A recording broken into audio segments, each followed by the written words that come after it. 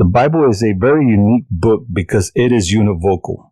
It speaks with one consistent voice from the book of Genesis to the book of Revelation. What makes it unique is that it is a collection of different texts written by different people to different people to achieve the salvation of mankind. The Bible does not contradict itself. There are only bad interpretations using bad methodology. Here is just one example of how the Bible does not contradict itself.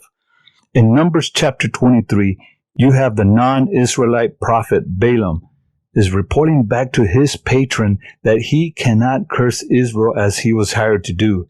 He must bless Israel because God told him to, and Balaam tells Balak, has God said something and will not do it? Has he spoken and will not fulfill it? And he says, God is not a man that he should lie. God is not immortal that he should change his mind. The idea being, if this message was given to a prophet, then that's what's going to happen. God does not tell his prophet something that is not going to happen.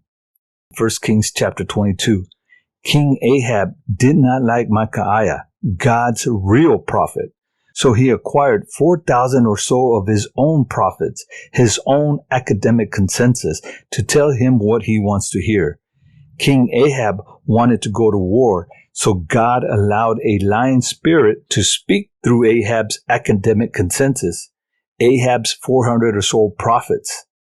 Then Micaiah, God's real prophet, spoke to Ahab and told him what God had showed him, and that was that Ahab would die if he went to war. Micaiah tells King Ahab in verse 19, hear thou therefore the word of the Lord, and tells Ahab about seeing God upon his throne surrounded by his host of heaven, asking for a volunteer to go and deceive Ahab to his death, and that the Spirit, not God, the Spirit, the Ruach said, I will be a lying spirit in the mouth of all his prophets, Ahab's prophets. And that is what happened.